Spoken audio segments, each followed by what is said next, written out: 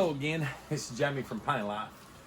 As many of you know or have a Honda Pioneer 1005, you know it can produce some cabin heat as with most UTVs, but it's really not that bad in the wintertime, especially if you're deer hunting or it's cold weather. You kind of enjoy the heat. But in the summertime, when you're like, I've got a Swisher 44-inch rough cut bush hog I'll pull behind my UTV. When you're pulling it at 5 mile an hour, heat tends to come up from the middle of the seat area. That's where the main part of the problem is. The back half of the seat, where the back and the bottom join, there's heat comes up there. And for any passengers that's in the back where the seats are flipped up, their feet get really hot.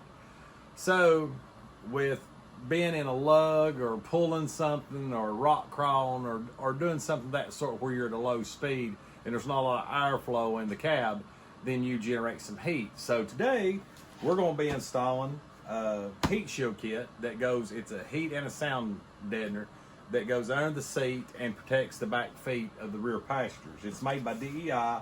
It's part number 902482.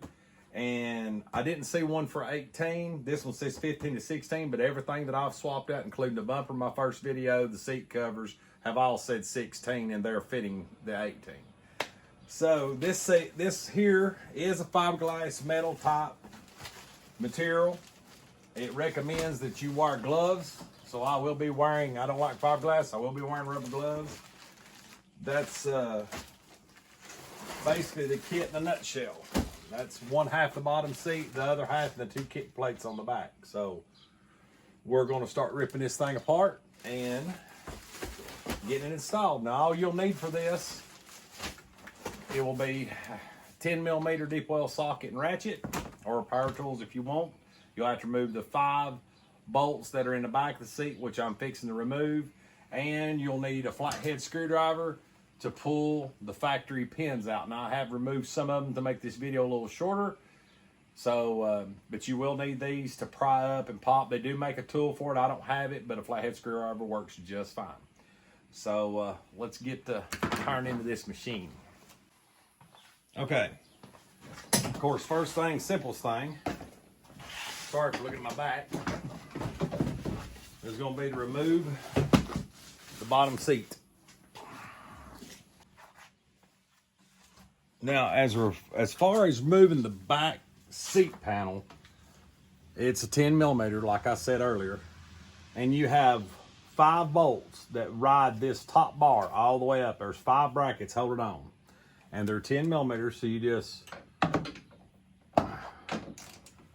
take these loose.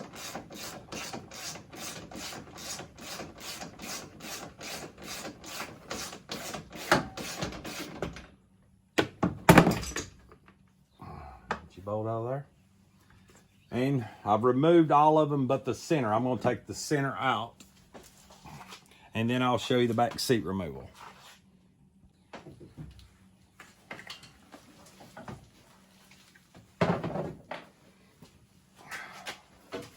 Pull your seat belt out here, lift out.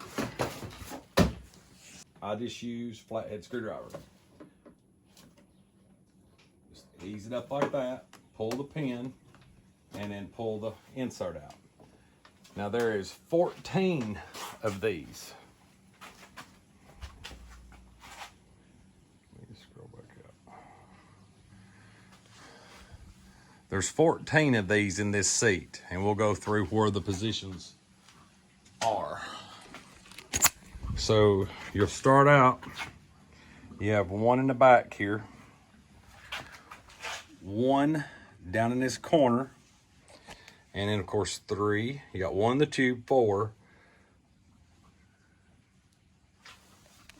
5, 6, 7, 8, 9, 10, 11, 12, 13, 14. Okay, now you do not have to take these out. They come off with the panel. Now that everything is loose, you have all the push pins out. You want to grab it in the middle and bend it. You have these little rubber hold-ons. Just kind of tie it down. That way, ease everything through.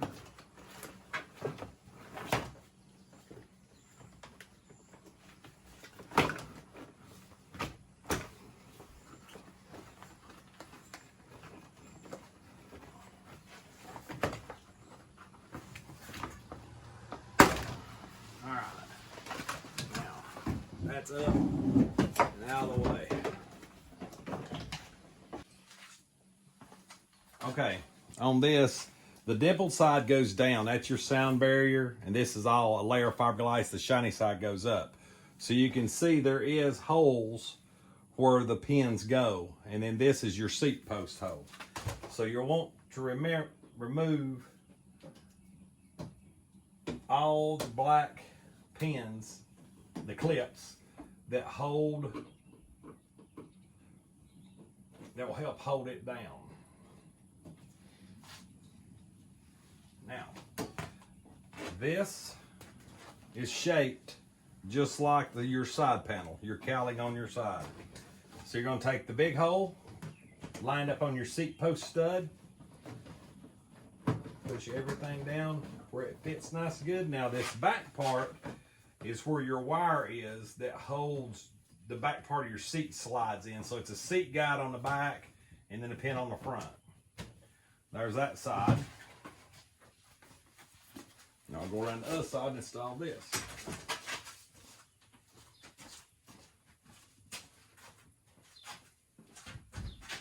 Now I've pulled my seat belt forward and hung it on the shifter so it'd stay out of the way. So we're going to pull this down, put your seat belt in. Like I said, dimple side down. Okay. Line everything up with your pegs and your cowling.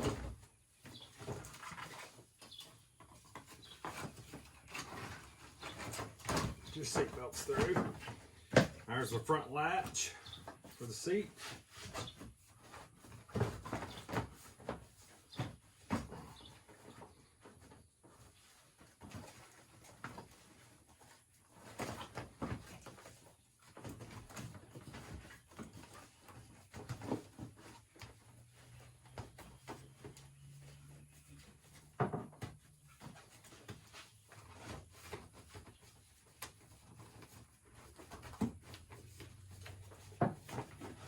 Everything nice and mashed into place.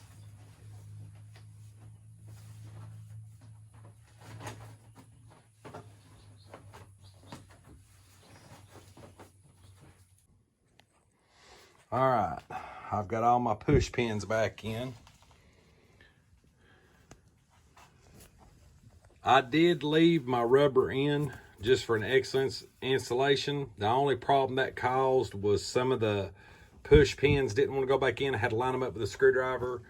But all in all, it definitely added a lot of insulation and foam and heat shield. Hopefully some sound deadening too to it. So that's the finished product. And now we will move to the back. Okay, these are the last two pieces. These are for the floor in the rear. They'll go on the passenger side, which will be formed. This has a adhesive back, and this lines up on the back passenger side too.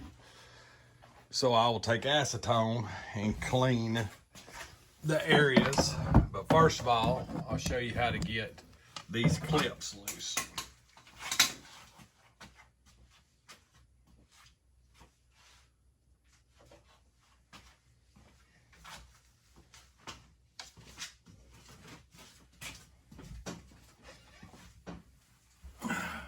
You can take an Allen wrench, screwdriver, or a punch, and you just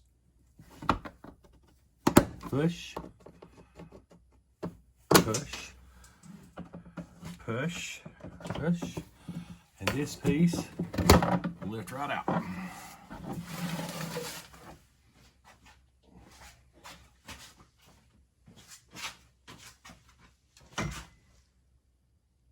Now that we have everything clean,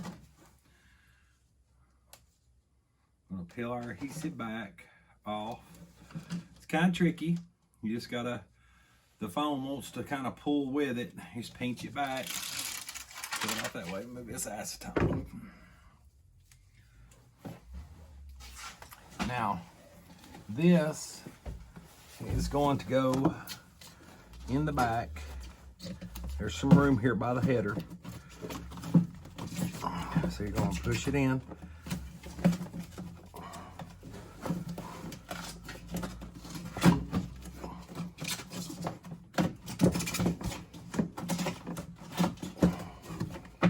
All right, you feel the flat piece there, you can form it. Stuff forms really good.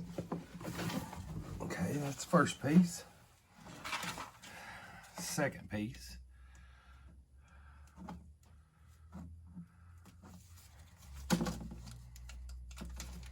Bend it back. Now, as you can see the shape of that, we're going to form this to fit right in here, just like so.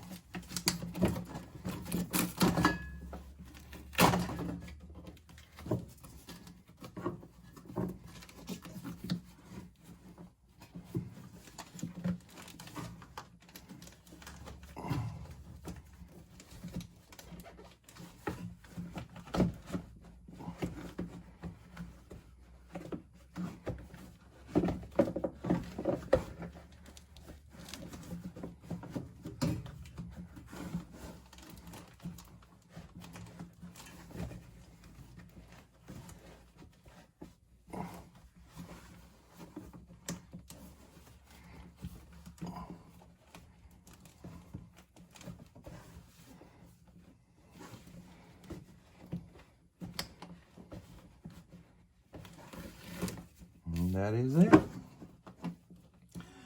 The exhaust runs down right here, and that's where all the heat comes from on the passenger's feet.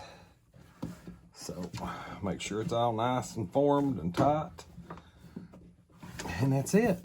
That's your extra heat. Now, as far as these pins go, we actually push that in. So what we're going to do is turn around and push that back through. Take the pin out. And then we'll put the holders back in.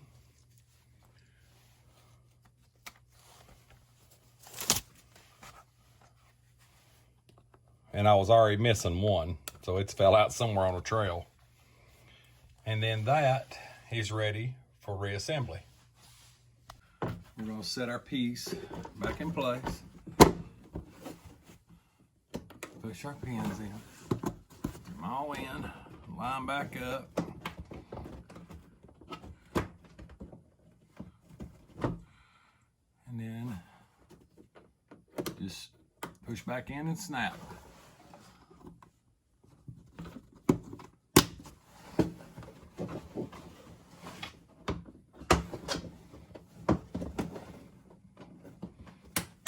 Voila, that's back together.